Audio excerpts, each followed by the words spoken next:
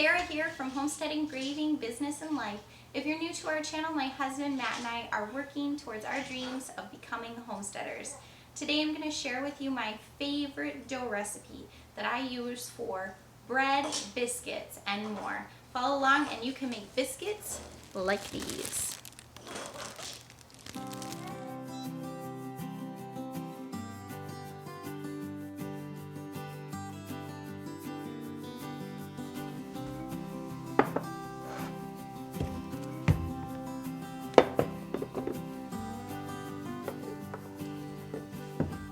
Alright, so the ingredients I pulled out are yeast. I'm going to use some warm water, some honey. I usually use melted butter in this recipe, but with everything going on, I don't have a lot of butter in stock, so since I'm making bread and butter is not a necessity, I'm going to use some leftover olive oils I had. This one is a tomato, garlic, basil, and oregano infused olive oil, and this one is basil. You can use whatever you like, and then I won't need to season my bread in any way unless I want to. I have some salts, some eggs, and some flour.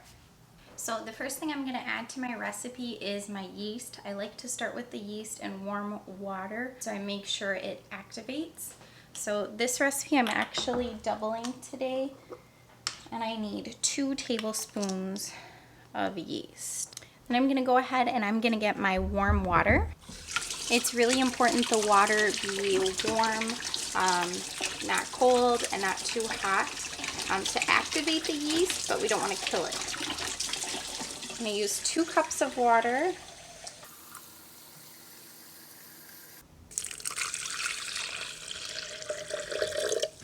Alright, and you're going to see kind of some of those bubbles forming. The yeast is what's going to make our bread rise, and it is the most important part. Alright, next I'm going to go ahead and add my 2 eggs.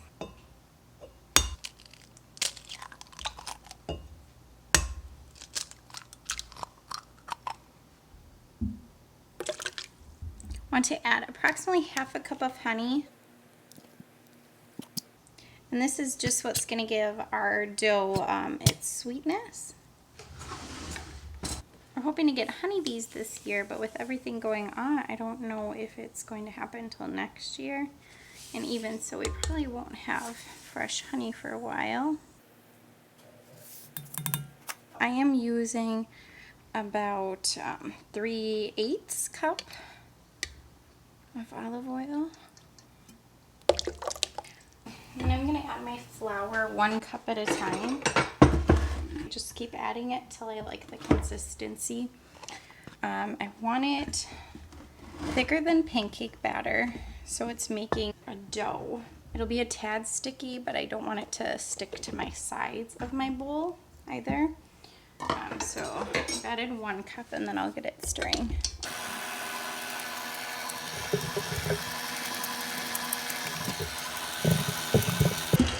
Add that 2nd cup. Alright, we're adding the 3rd cup, 4th cup.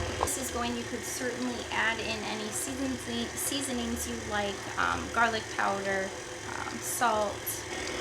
Alright, we're at 4 cups and it's looking like a thicker pancake batter. So we're getting closer. I'm guessing it's going to be about 6 cups, but we'll see. Maybe more like 7. Number 5. Oh, there we go. Now it's starting to hold a little bit more. So here's 6th cup.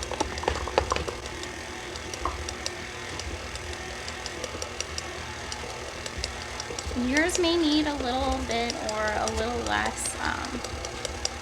It's kind of depending on what you're all using. It's still a little too sticky for me. I'm going to try a 7th cup. To me, it's more about the way it looks and feels when I work with it than about the exact measurement.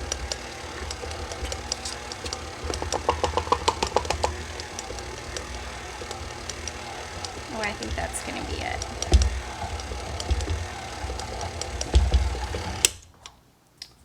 Go ahead and clean those sides a bit again.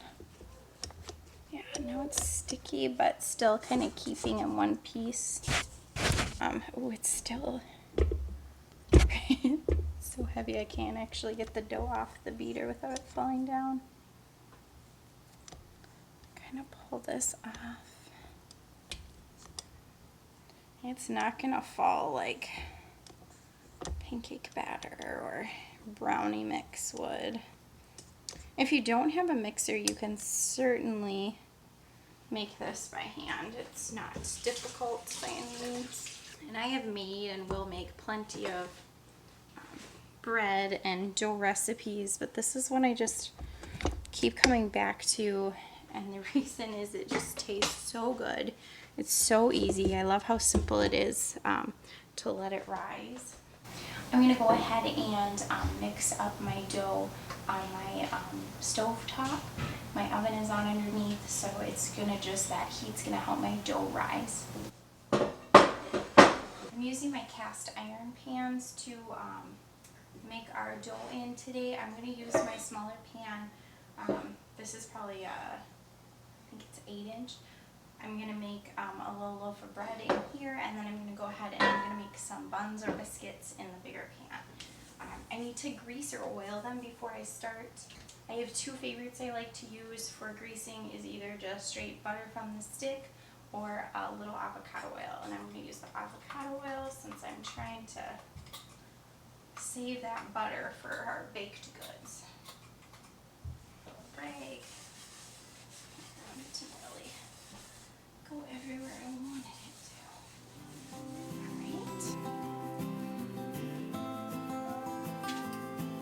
Alright. Since my bread can be really as thick or thin as I want, I'm going to start with my biscuits. Get a little flour on my hands. I'll start picking out my biscuits. If you want them just kind of free form, you can certainly do that. I'm just rolling them a little bit to give them a little shape. Just trying to pinch off a piece approximately the same size. If you like them exact, you could certainly measure them or weigh them as well.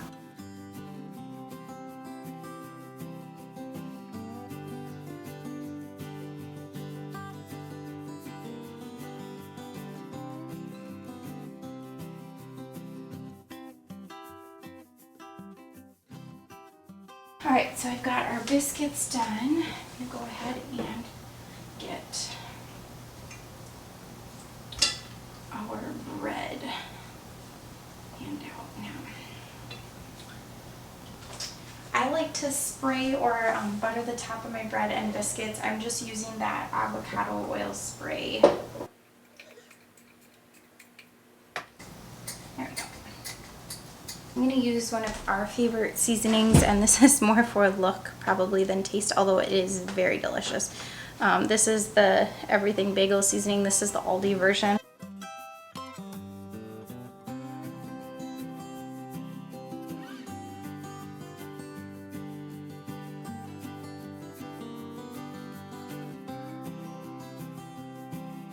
I'm going to want them to double in size. I'll show you what they look like now. Buns and our bread. Set a timer for 20 minutes and I will try not to peek at them until then. Right, time to take this out. I left it a little bit longer than the 20 minutes, but they're looking really good. I'm gonna take them out.